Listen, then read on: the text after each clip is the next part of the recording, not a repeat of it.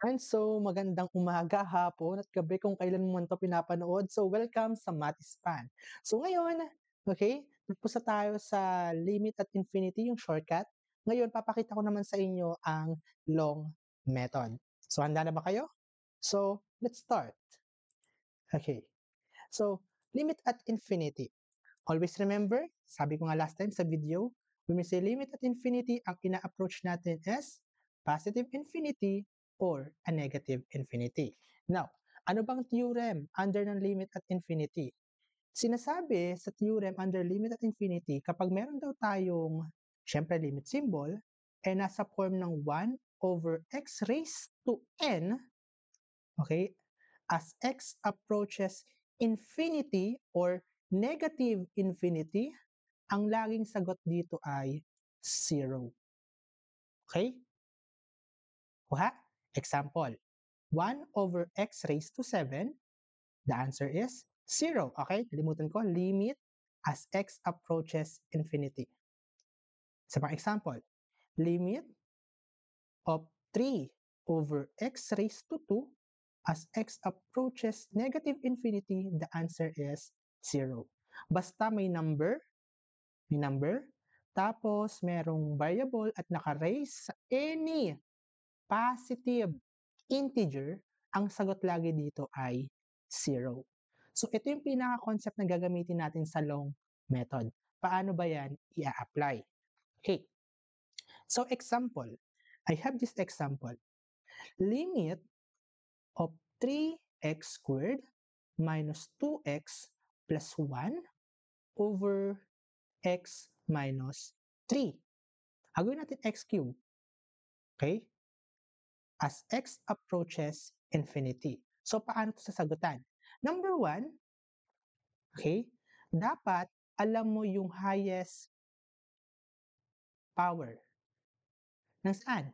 Ng denominator. Okay? Ito lang ang titingnan natin. Highest power ng denominator. Ano bang highest power ng denominator? Itong x cubed. So, ibig sabihin, ayan ang gagamitin natin throughout the process. So, ang magiging itsura niyan, okay, dahil ito yung pinakamalaking power, ito po yung gagamitin natin as divisor ng lahat ng term sa lahat ng term na nandito sa mismong function. So, paano yan? 3x squared over x cubed minus 2x over x cubed plus 1 over x cubed. Kuha? Kaya dapat alam niyo yung highest power of denominator. Over, okay? X cubed over x cubed minus 3 over x cubed. Okay? Then after that, we need to simplify. What is the simplified form of x squared tsaka x cubed? So ito, 2 minus 3 ang matitira sa baba ay 1. So magiging 3 over x minus yung x matitira sa baba, 2. So 2 over x squared plus 1 over x cubed over x cubed divided by x cubed, the answer is 1. Okay? Minus 3 over x cubed. Okay. May naalala ba kayo? Theorem kanina? Di ba sinabi natin, etong part na to, question dyan is the limit. Tanggalin natin, erase natin tong, nasa ng eraser na ito? Ito, erase natin equals. Ayan. Ang question natin is limit of this part of this function as x approaches infinity. Di ba kapag nakikita nyo tong part na to, number, tas merong variable sa baba, ayan, anong sagot dyan? The answer is 0. So we can simplify it as 0 minus 0 plus 0 over 1, kasi ito po yung 1, minus 3 over x cubed, the answer is 0. So the final answer is 0 over 1 or simply 0. I hope you get the idea. Okay? Kailangan nyo lang mahanap yung highest powers, gagawin nyo dyan, gagawin yung denominator sa lahat ng term doon sa mismong function natin. Okay? Kaya dun sa shortcut natin, naalala yung shortcut natin?